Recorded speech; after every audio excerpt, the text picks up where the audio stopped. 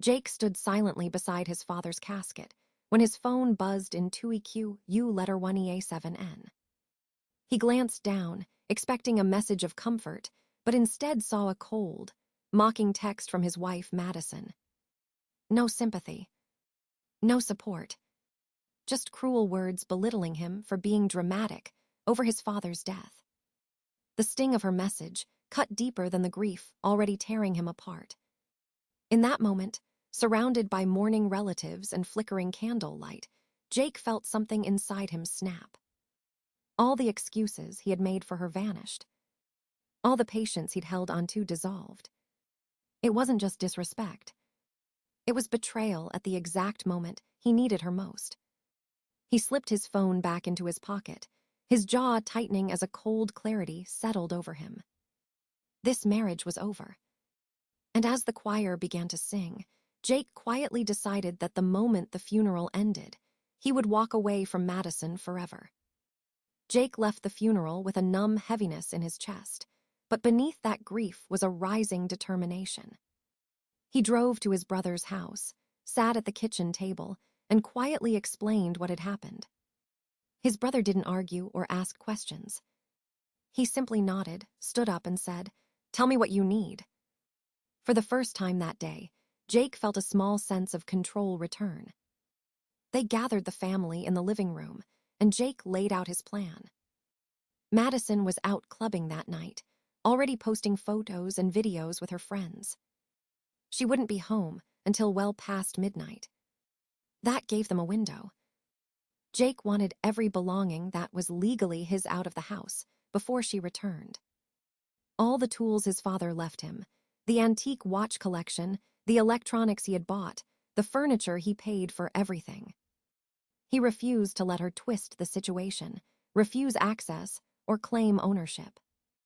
He had spent years carrying the weight of her disrespect. Now he would take nothing more than what was his, and he would leave everything else behind. His sister-in-law offered to call a moving company she trusted. Within an hour, 2 trucks were arranged to meet them at the house. Jake called his lawyer next. The man answered despite the late hour, and as soon as Jake explained the situation, the lawyer's tone shifted to sharp professionalism. He assured Jake he could file an emergency divorce petition first thing in the morning. He reminded Jake to document everything, what he took, what he left, and the condition of the property. Jake agreed. He was tired, drained, but he was done being passive. When they arrived at the house, Jake stood in the driveway for a moment, staring at the front door he had walked through thousands of times. A home he once believed was safe and warm now felt cold and foreign. He unlocked the door, switched on the lights, and took a long breath. Then he stepped inside. His family moved with quiet efficiency. His brother packed the tools in labeled crates. His cousin photographed every room for legal protection. Jake moved slowly through the house, choosing only the items that truly belonged to him. There was no anger in his movements, just finality. He picked up the leather jacket his father had given him on his 21st birthday. He took the framed photo of him and his dad at the fishing lake. He collected the important documents he kept in a drawer Madison never bothered to open. By midnight, the trucks were loaded. By 1 o'clock, the lights were off and the house stood empty on his side. Before closing the door, Jake looked back one last time. It wasn't sadness he felt. It was relief. A quiet, steady relief that told him he had made the right choice. He locked the door, turned away, and walked into the night knowing the next chapter of his life would begin at sunrise. Madison stumbled up the walkway just after 2 in the morning, her heels clicking unevenly against the concrete. She was laughing to herself, half drunk and scrolling through her phone as she reached for the doorknob. But the moment she pushed the door open, the sound of her laughter died instantly. The house was quiet. Too quiet. She flicked on the lights and saw the empty spaces where Jake's belongings used to be. The shelves were bare. The office was cleared out. The garage, once cluttered with Jake's tools and equipment, looked hollow. It took a full minute for her intoxicated brain to process what she was looking at. Madison woke up late the next morning with a pounding headache and a sinking feeling spreading through her stomach.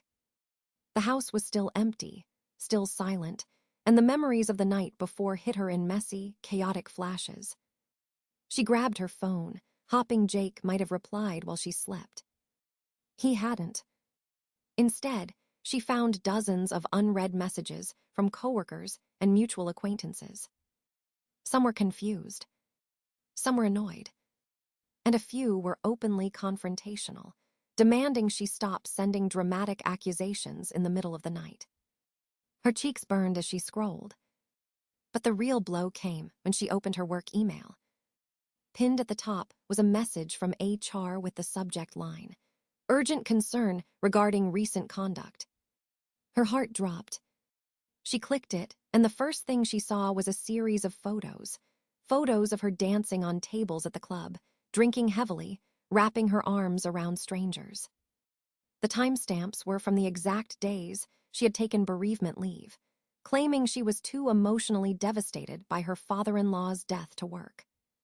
HR wrote that the images had been forwarded anonymously and that the company required an immediate meeting to discuss potential disciplinary action. Madison's face went cold. She knew exactly who had sent the photos. One of her coworkers from accounting had been at the same club that night, someone she never liked and who definitely didn't like her. She had brushed past him with an attitude, and he must have decided to document the moment. And now those photos were sitting in HR's inbox, painting her as someone who lied about a death in the family to go party. She rushed to call HR, her voice shaking as she tried to explain, but the representative's tone was clipped and professional. They didn't want excuses. They wanted her in the office the next morning.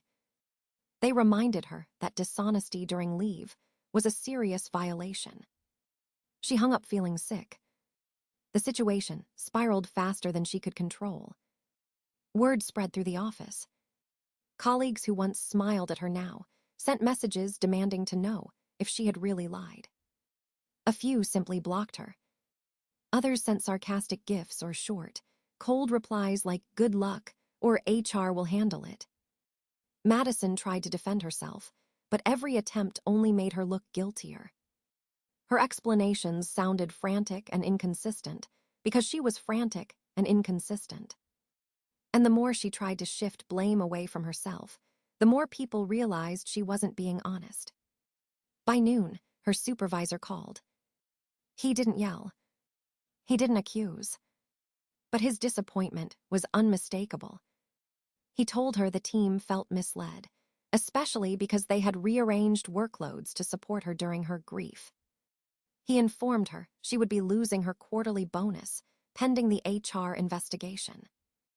Madison's voice cracked as she tried to apologize, but he ended the call quickly, leaving her staring at the wall with tears gathering in her eyes.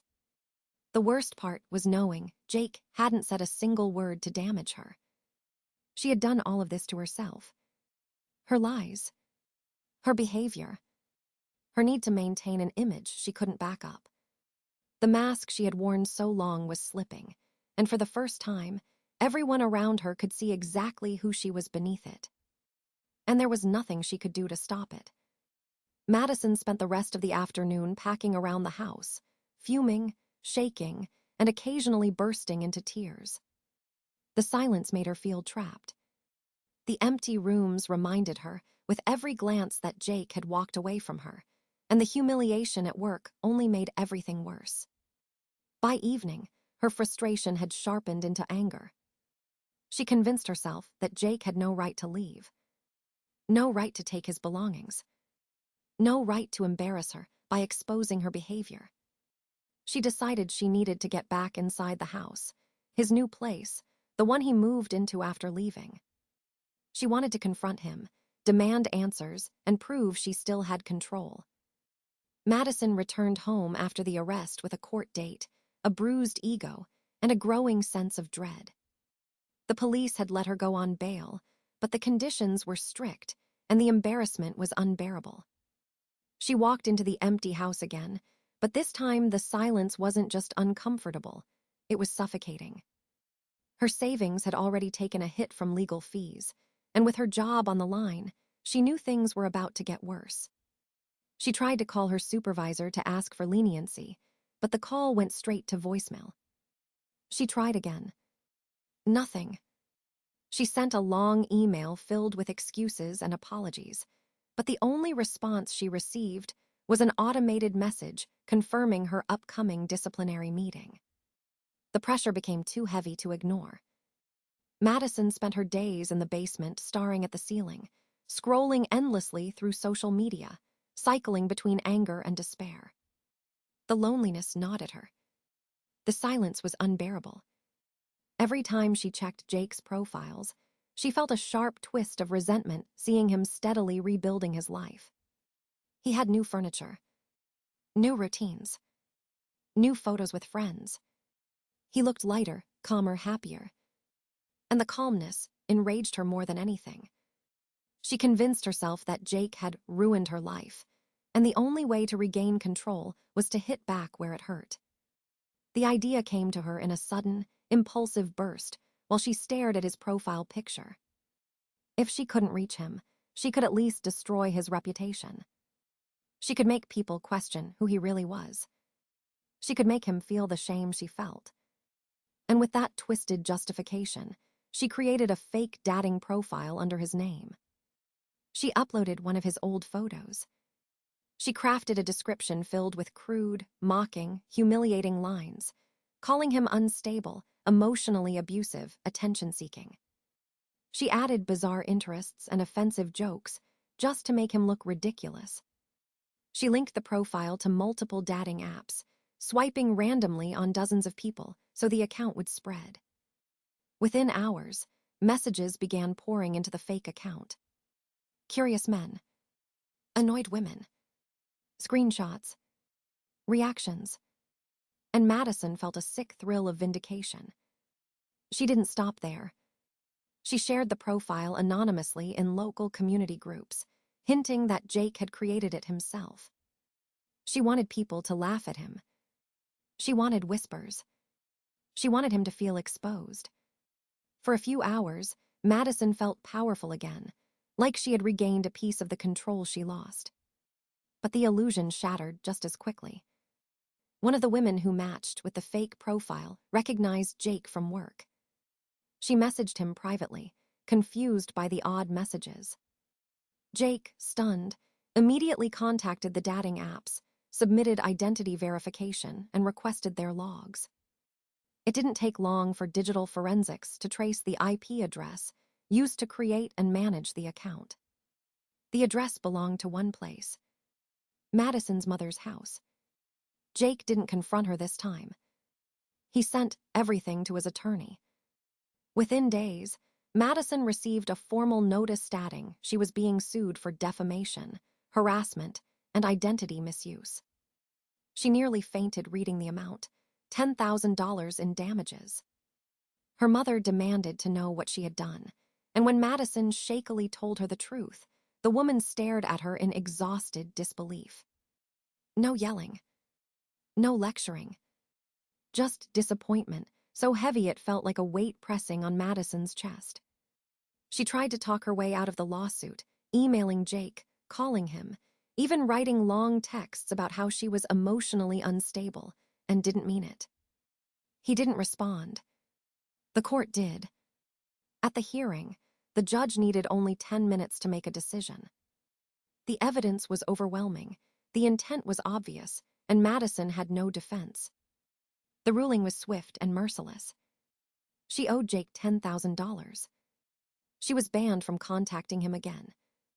And the fake profile incident became part of her permanent civil record. When she exited the courthouse, the world felt smaller than ever. Her job was gone. Her savings were destroyed. Her reputation was a shadow of what it once was. She walked down the courthouse steps with shaking legs, realizing that every bridge she had once stood on was now ash. The final blow wasn't the money. It wasn't the public humiliation. It wasn't even the judgment. It was the simple, undeniable truth settling into her mind. Jake hadn't taken anything from her. She had destroyed herself with her own hands. 2 months later, the divorce was finalized, and the last legal ties between Jake and Madison were severed. Jake stepped out of the courthouse feeling lighter than he had in years, breathing in air that finally felt clean. He returned to his new home, steadying his life piece by piece, rebuilding routines, reconnecting with his mother, and finding comfort in the quiet moments he once overlooked. He spent more weekends with family, and slowly, the grief of losing his father softened into something gentler. In time, he met someone new, a woman who listened, laughed easily, and carried none of the chaos he had escaped. For the first time in a long while, Jake felt hope instead of exhaustion.